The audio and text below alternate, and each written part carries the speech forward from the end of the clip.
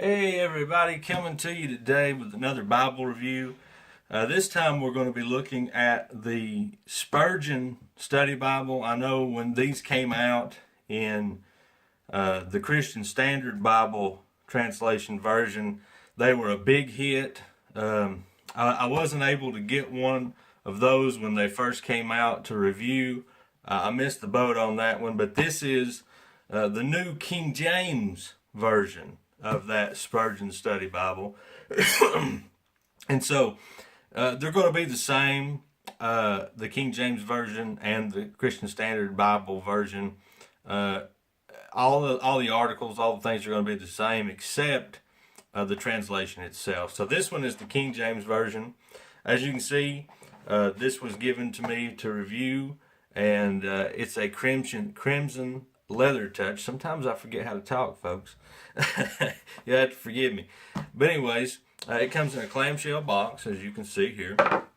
And we'll pull this out and take a look at it. As you can see here, it has the C.H. Spurgeon imprinted down into the leather touch binding.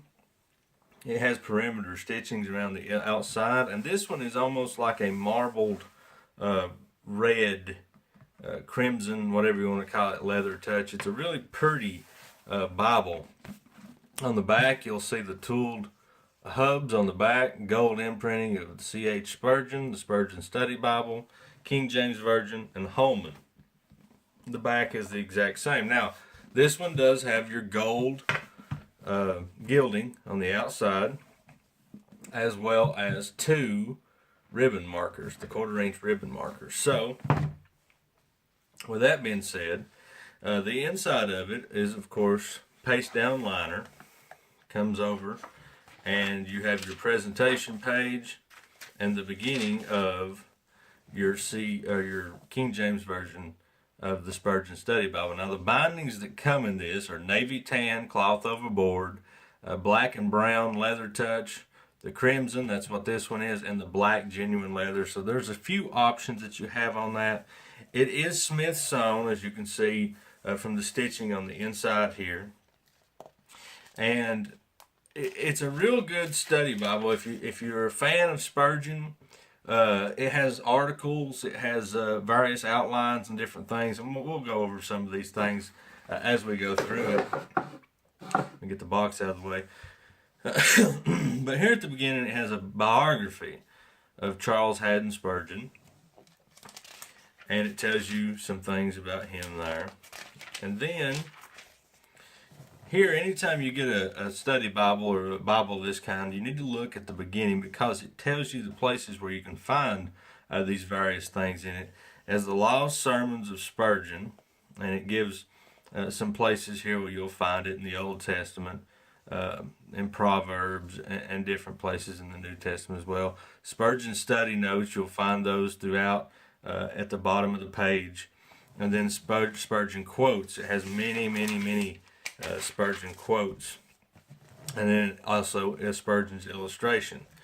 So you go to the front of the book and you find out what and how to use, especially a study Bible, how you use it, because they're all pretty much different. Now here is the introduction to Genesis, and this has influences from Spurgeon on it. Of course, you see here Spurgeon on Genesis, circumstances of writing, the structure, various different things on the introduction. Now, when you come to the text itself, as you can see, it's a double column format.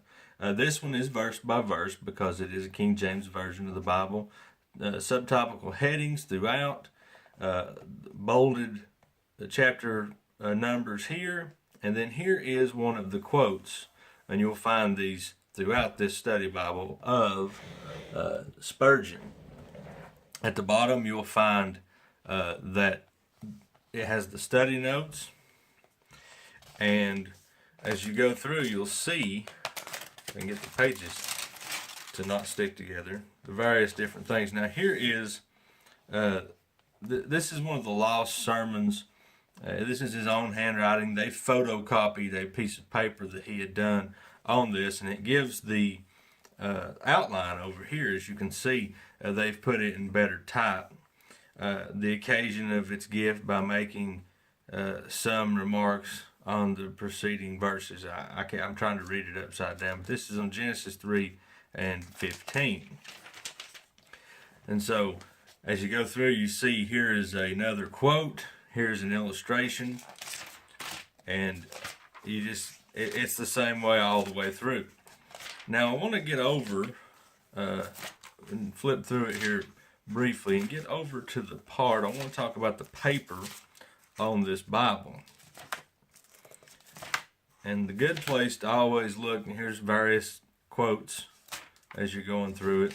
The one place that I want to look is always Psalms, or in some parts Isaiah. Is always a good place to find these spots.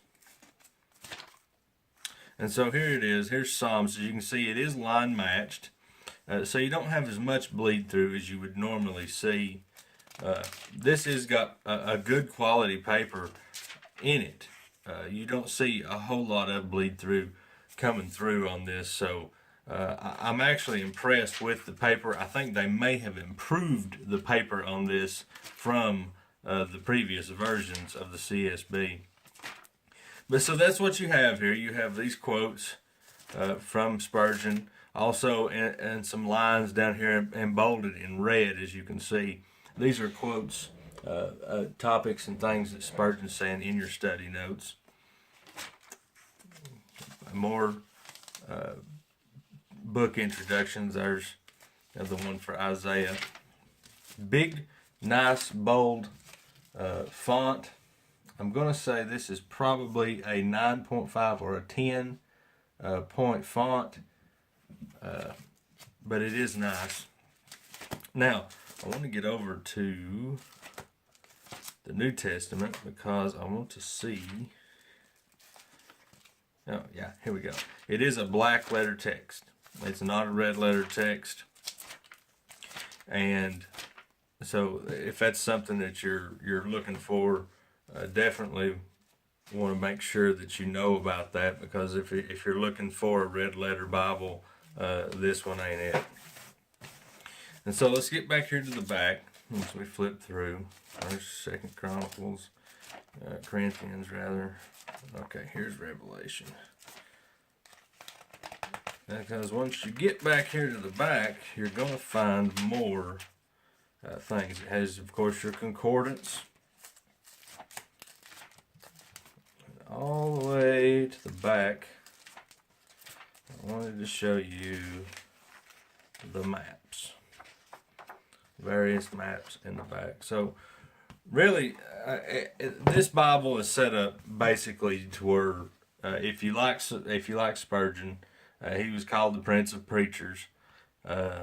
This one is full of his work, full of his ideas, full of his sermons, full of his quotes. Great little Bible if that's something you're interested in. Otherwise, if you don't love Charles Spurgeon, this isn't the Bible for you. All you're going to have is a King James version of the Bible with a bunch of notes in it that you're not going to be able to use. But anyway, I want to thank you for watching, and make sure that you subscribe to my YouTube channel, and so that you don't miss any of my reviews, and we'll catch you next time. Thanks.